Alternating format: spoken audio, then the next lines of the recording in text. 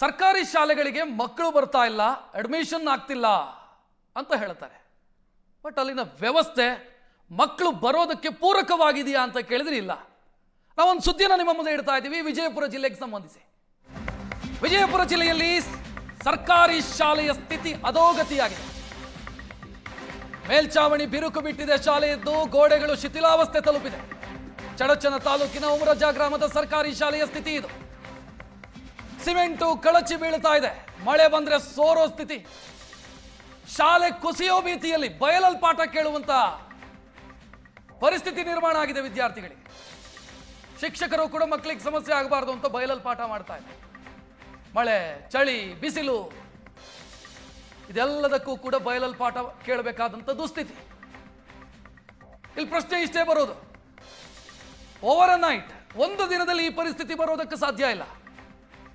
ಸಂಬಂಧಪಟ್ಟವರು ಕಾಲ ಕಾಲಕ್ಕೆ ಈ ರೀತಿ ಆಗಿದೆ ಅಂತ ಹೇಳ್ತಾನೆ ಇರ್ತಿದ್ರು, ಹೇಳಿರ್ತಾರೆ. ಬಟ್ ಸರಿಯಾಗಿದೆಯಾ ಪರಿಸ್ಥಿತಿ ಅಂತ ಕೇಳಿದ್ರೆ ಇಲ್ಲ. ಹೆಚ್ಚಿನ ಡೀಟೇಲ್ ನೀಡೋದಕ್ಕೆ ನಮ್ಮ ಪ್ರತಿನಿಧಿ ಷಡಕ್ಷರಿ ನೇರ ಸಂಪರ್ಕದಲ್ಲಿ. ಷಡಕ್ಷರಿ, ನಾನು ಅದೇ ಹೇಳ್ತಾ ಇದ್ದೆ, ಒಂದೇ ದಿನದಲ್ಲಿ ಈ ರೀತಿ ಆಗೋದಕ್ಕೆ ಸಾಧ್ಯ ಇಲ್ಲ. ಇದು ಬಹಳ ದಿನದಿಂದ ಇದೇ ರೀತಿ ಇತ್ತು, ಗಮನಕ್ಕೆ ತರುವಂತ ಪ್ರಯತ್ನಗಳಾಗಿರಬಹುದು. ಬಟ್ ಯಾಕೆ ಈ ರೀತಿ ಇದೆ, ಸರಿ ಯಾಕಾಗಿಲ್ಲ? ಎಸ್ ರಕ್ಷತ್, ಕನ್ನಡ ಶಾಲೆಗಳಿಗೆ ಅದರಲ್ಲೂ ಕೂಡ ಸರ್ಕಾರಿ ಶಾಲೆಗಳಿಗೆ ಮಕ್ಕಳು ಬರ್ತಾ ಇಲ್ಲ ಅಂತ ಹೇಳಿ ಸರ್ಕಾರಿ ಶಾಲೆಗಳ ಮುಚ್ಚತಕ್ಕಂತ ಕೆಲಸ ಆಗ್ತಾ ಇದೆ. ರೀಸನ್ ಕೇಳಿದ್ರೆ ಮಕ್ಕಳು ಬರ್ತಾ ಇಲ್ಲ ಅಂತ ಹೇಳ್ತಾರೆ. ಅದು ಯಾಕೆ ಮಕ್ಕಳು ಬರ್ತಾ ಇಲ್ಲ ಇಲ್ಲಿ ಅಂದ್ರೆ ಉದಾಹರಣೆ ಇರುವಂತದ್ದು ಚಡಚನ ತಾಲೂಕಿನ ಉಮರಜ್ ಗ್ರಾಮ. ಇದು ಕರ್ನಾಟಕದ ಕೊನೆಯ ಹಳ್ಳಿ. ಈ ಹಳ್ಳಿ ಮುಗಿದ್ರೆ ಮುಂದೆ ಮಹಾರಾಷ್ಟ್ರ ಶುರುವಾಗುತ್ತೆ. ಇಲ್ಲಿ ನೋಡ್ತಾ ಇದ್ರೆ ಮಕ್ಕಳಿಗೆ ಕನ್ನಡವನ್ನ ಕಲಿಬೇಕು, ಸರ್ಕಾರಿ ಶಾಲೆಯಲ್ಲಿ ಕಲಿಬೇಕು ಅಂತ ಉಮೇದಿ ಇದೆ, ಆಸೆ ಇದೆ. ಆದ್ರೆ ಸರ್ಕಾರ ಇದಕ್ಕೆ ತಣ್ಣೀರು ಏರಿಸತಕ್ಕಂಥ ಕೆಲಸವನ್ನ ಮಾಡ್ತಾ ಇರೋದು. ಸ್ಥಳೀಯ ಜನಪ್ರತಿನಿಧಿಗಳು ಆ ತಣ್ಣೀರನ್ನ ಏರಿಸತಕ್ಕಂಥ ಕೆಲಸವನ್ನ ಮಾಡ್ತಾ ಇದ್ದಾರೆ. ಉಮರಾಜ್ ಗ್ರಾಮದಲ್ಲಿ ಸರ್ಕಾರಿ ಶಾಲೆ ಇದೆ, 8 ಕೊಠಡಿಗಳಿದಾವೆ. ಆ ಕೊಠಡಿಗಳ ಪರಿಸ್ಥಿತಿಯನ್ನು ನೋಡಿದ್ರೆ ಆ ದಣ್ಣದ ಕೊಟ್ಟಿಗೆ ಇದಕ್ಕಿಂತ ಉತ್ತಮ ಇರುತ್ತೆ ರಕ್ಷತ್. ಆ ರೀತಿಯಾದಂತ ಪರಿಸ್ಥಿತಿ ಇರುವಂತದ್ದು. ಆದ್ರೆ ಕಳೆದ 50 ವರ್ಷಗಳಲ್ಲಿ ಒಂದೇ ಒಂದು ಬಾರಿ ಕೂಡ ರಿಪೇರಿ ಆಗಿಲ್ಲ ಅಂತಕ್ಕಂಥ ಮಾತುಗಳು ನಮಗೆ ಕೇಳಕ್ ಸಿಗ್ತಾ ಇದಾವೆ. ಶಾಲೆಯೇ ರಿಪೇರಿ ಆಗಿಲ್ಲ. ಮತ್ತೊಂದು ಕಡೆಗೆ ಮೇಲ್ಚಾವಣಿ ಸೋರ್ತಾ ಇದೆ. ಇನ್ನೊಂದು ಕಡೆಗೆ ಮಳೆ ಆದ್ರೆ ಸಾಕು ಮಕ್ಕಳನ್ನ ಒಳಗ್ ಕೂರಿಸೋ ಪರಿಸ್ಥಿತಿ ಇಲ್ಲ. ಮಕ್ಕಳನ್ನ ಹೊರಗಡೆ ಕರ್ಕೊಂಬಂದು ಯಾವ್ದೋ ಗೋಡೌನ್ ಶೆಡ್ ಅಲ್ಲಿ ಹಾಕ್ತಾರೆ.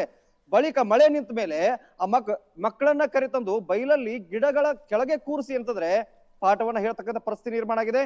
ಈ ಸಂಬಂಧಪಟ್ಟಂತೆ ಉಮರಜ ಗ್ರಾಮದ ಗ್ರಾಮಸ್ಥರು, ಆ ಮಕ್ಕಳ ಪೋಷಕರು ಸಾಕಷ್ಟು ಬಾರಿ ಅಲ್ಲಿನ ಸ್ಥಳೀಯ ಶಾಸಕರು ಹೇಳಿದ್ದಾರೆ, ಜಿಲ್ಲಾಡಳಿತಕ್ಕೆ ಹೇಳಿದ್ದಾರೆ, ಜಿಲ್ಲಾ ಪಂಚಾಯತ್ ಸಿಒ ಅವ್ರಿಗೆ ಹೇಳಿದ್ದಾರೆ. ಆದ್ರೆ ಈವರೆಗೂ ಸಹ ಶಾಲೆಯ ಸುಧಾರಿಸಬೇಕು ಅನ್ನಂತ ಯಾವುದೇ ಇಚ್ಛಾಶಕ್ತಿಯನ್ನ ಇಲ್ಲಿಯ ಜಿಲ್ಲಾಡಳಿತ ಪ್ರದರ್ಶನವನ್ನ ಮಾಡ್ತಾ ಇಲ್ಲ. ಮತ್ತೊಂದು ಕಡೆಗೆ ಶಾಕಿಂಗ್ ವಿಚಾರ ಏನಂತ ಹೇಳಿದ್ರೆ ರಕ್ಷಾತ್, ಈ ರೀತಿಯಾಗಿ ಇವರು ಶಾಲೆಯನ್ನ ಸುಧಾರಿಸ್ತಾ ಇಲ್ಲ. ಮಕ್ಕಳ ಸಂಖ್ಯೆ ಈಗ ದಿನಕ್ಕೆ ಕಡಿಮೆ ಆಗ್ತಾ ಇದೆ. ಕಾರಣ ಏನಂತ ಹೇಳಿದ್ರೆ ಮಕ್ಕಳನ್ನ ಆ ಶಾಲೆಗೆ ಕಳಿಸ್ಬಿಟ್ರೆ ಏನಾದ್ರೂ ಆಗುತ್ತೆ ಅಂತಕ್ಕಂಥ ಭಯದಲ್ಲಿ ಈಗ ಪೋಷಕರು ಇರುವಂತದ್ದು. ಹೀಗಾಗಿ ಕನ್ನಡ ಶಾಲೆಯಲ್ಲಿ ಮಕ್ಕಳ ಸಂಖ್ಯೆ ಕಡಿಮೆ ಆಗ್ತಾ ಇದೆ. ನೆರೆಯ ಮಹಾರಾಷ್ಟ್ರಕ್ಕೆ ಮಕ್ಕಳನ್ನ ಮರಾಠಿ ಕಲಿಯೋದಕ್ಕೆ ಈಗ ಪೋಷಕರು ಕಳಿಸಬೇಕಾದ ಪರಿಸ್ಥಿತಿಯಲ್ಲಿ ನಿರ್ಮಾಣ ಆಗಿದೆ. ರಕ್ಷತ್, ಧನ್ಯವಾದ ಷಡಕ್ಷರಿ ಮಾಹಿತಿಗೆ.